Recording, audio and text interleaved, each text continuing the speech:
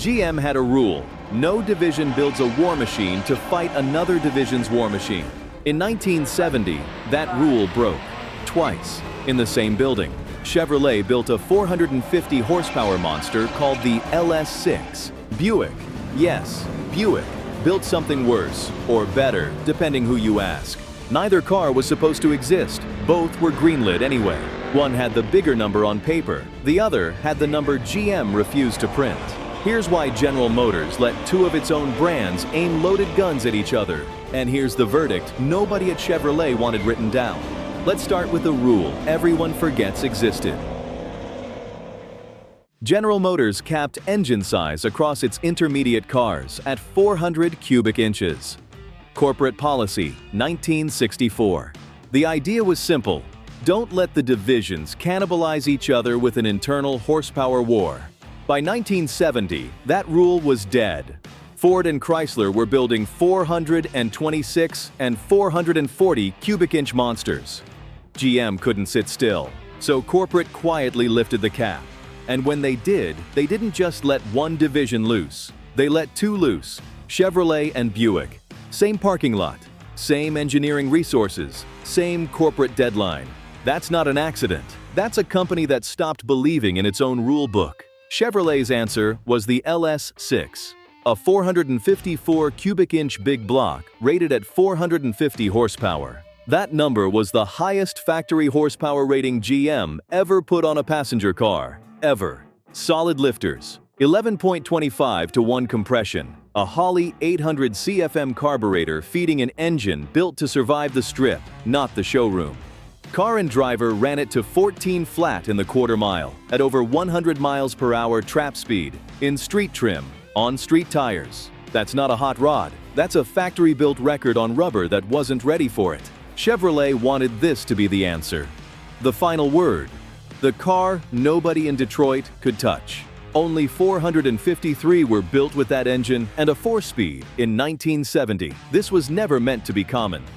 But 300 miles away, Buick engineers were building something Chevrolet never saw coming. Buick, the division that built cars for your grandfather's doctor, not exactly the profile of a street fighter, which is exactly why nobody was watching them. The GSX Stage 1 ran a 455 cubic inch V8, rated at 360 horsepower. That number is a joke, and everybody in 1970 knew it. The real story was torque. 510 pound-feet, the highest torque figure of any American production car in the muscle car era. Chevrolet published an honest number and got called reckless. Buick published a soft number and nobody blinked. That's the first cover-up in this story, it's not the last. Insurance companies in 1970 were writing policies off the horsepower number printed on the window sticker, nothing else. So if your paperwork said 360 horsepower, your premium stayed reasonable, even if the real number was closer to 400. Buick engineers underrated the Stage 1 on purpose. That wasn't an accident. That was strategy. GM had two divisions running the exact same play with two completely different disguises. Chevrolet flexed with a headline number. Buick hid behind a modest one. Same horsepower cap. Two different games. And GM Corporate let both happen because both cars still sold Chevrolets and Buicks. This is the wedge nobody talks about. It wasn't Chevy versus Ford, it was Chevy versus Buick, inside the same company. Two war machines, one deadline, one parking lot, and nobody at corporate wanted the actual race to happen in public. It happened anyway. Motor Trend put them on the same strip in 1970. Let's talk about that day. The LS6 Chevelle had the horsepower headline, 450. On paper, no contest. The GSX Stage 1 had the torque nobody wanted printed, 510 pound-feet at low RPM, off the line, where the quarter mile is actually won. This is the part Chevrolet's marketing department did not want measured. Off the line, the Stage 1's torque hit the tires before the LS6 even finished loading its suspension. By 60 feet, the GSX was already ahead.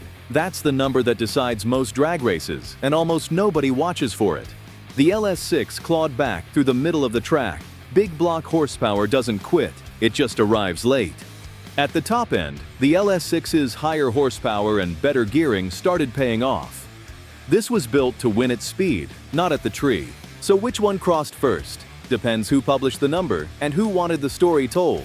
Here's the verdict on the record. In stock trim, the LS6 Chevelle ran the quarter in 13.44 seconds at 108 miles per hour. The GSX Stage 1, in the same test conditions, ran 13.38 at 105 miles per hour. Read that again. The car with the lower horsepower rating on paper ran quicker in the quarter mile. The 360 horsepower Buick beat the 450 horsepower Chevrolet. In elapsed time, on paper, in print. That result should not have been possible under GM's own published numbers. And that's exactly the point. The horsepower figures were never honest to begin with. One was inflated for bragging rights. One was suppressed for insurance rates. The drag strip doesn't care about either number. It only cares about what actually left the line and what actually crossed first. And on that day, in that test, the underrated Buick beat the overrated Chevrolet. Chevrolet's own dealers didn't advertise this. Why would they? But the magazine that ran the test printed it in black and white, and it's been sitting in back issues for over 50 years. This is what happens when a corporation lets two of its own children compete without telling either one the whole truth. Nobody at General Motors wanted this race publicized. It happened anyway, and the record survived. So what happened after 1970? The insurance crackdown that Buick had been quietly dodging finally caught up with the entire industry. By 1971, GM corporate mandated lower compression across every division. 8.5 to 1, company-wide. The horsepower war two divisions had just fought was over before anyone could fight it again. The LS6 never returned to the Chevelle at that horsepower level. 450 horsepower was a one-year window that GM itself shut. The GSX Stage 1 lived on in name for a couple more years, but the real torque monster, the one built to hide in plain sight, was already gone. Both divisions got exactly one shot at building a war machine before corporate closed the loophole for good. That's why this matchup only exists in 1970. It was never allowed to happen twice. Today, values tell the second half of this story. A numbers-matching LS6 Chevelle convertible has crossed the auction block for over $200,000. A documented GSX Stage 1 in Saturn Yellow has sold north of $150,000, and collectors who know the real torquey figure argue it's still undervalued. The market remembers the horsepower headline. It's slower to remember the torque number GM never wanted printed. That's the real legacy here. Not which badge sold more units, which engineering team told the truth, and which one played the insurance game better. GM never intended for this rivalry to exist, and once it saw what happened when it did, it made sure it never happened again. That's the wedge in this story. Two brothers under one roof, both told to win, neither told the whole truth about the other. The drag strip settled it in 13.38 seconds. The horsepower war settled itself a year later, whether GM wanted it to or not. You don't need a corporate memo to know who won. You need a time slip. This one already exists. If your family had one of these in the driveway, tell us which one and what it actually ran. Real numbers only. Subscribe for the next verdict, because GM built plenty of rules it didn't keep. Here's what nobody puts in the caption. Both cars came out of the same corporate parts bin, built by engineers who talked to each other on lunch breaks. GM's edict said 400 cubic inches, period. Chevrolet and Buick both signed the memo, and both divisions found the same loophole inside a year. The Stage 1's 455 got there through torque, not screaming RPM. 5 10-pound-feet at a lazy 3,200. Chevrolet chased the red line instead.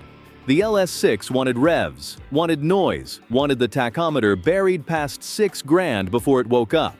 Two philosophies, one corporate parent, zero coordination on purpose. That's not an accident. That's GM letting divisions compete against each other instead of Ford. Pontiac tried the same game with the Judge. Oldsmobile tried it with the 442. GM had 5 divisions all racing themselves in secret. Insurance companies didn't care about internal politics. They saw horsepower numbers climbing, and they started writing letters. 1971 arrived, and both engines got strangled by compression drops. 8.5 to 1 instead of 11 to 1. The war ended by memo, not by the strip. GM didn't lose this fight to Ford or to Chrysler. GM lost it to its own insurance underwriters and to unleaded fuel standards nobody at the drag strip voted for. So which division actually won the internal war before the outside world shut it down? Look at the order banks, not the magazine covers. Chevrolet moved nearly 5,000 LS6 Chevelle. Buick barely cracked 700 Stage 1 GSX cars. Volume said Chevrolet won the boardroom. But scarcity did something volume never could. Every surviving Stage 1 today is a blue chip, and Chevelle buyers know it. A numbers-matching Stage 1 GSX sold at Mecum for well over $200,000 in 2023. The rare car outran the popular one in the only race that still counts, the auction block.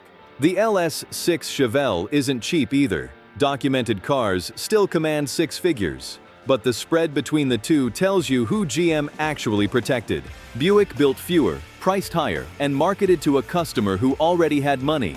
Chevrolet built more, priced lower, and chased the kid who'd finance it on payments. Same corporation, two different bets on who was actually buying muscle in 1970. Both bets paid off. Neither division needed the other to lose. That's the part the internal war stories always skip. GM wasn't running one competition, it was running five, all at once, all against the same insurance clock. When the clock ran out in '71, it took both cars down together. No winner got to keep fighting. That's not a footnote, that's the whole verdict. Every Restamod builder chasing 455 torque numbers today is still fighting a fight GM itself called off 50 years ago. Somewhere there's still a barn with one of these under a tarp, and somebody's grandfather knew exactly what it could do before the rules changed underneath him. We're not done with GM's internal wars. There are 3 more divisions that broke their own rules the same year, and we're naming names next.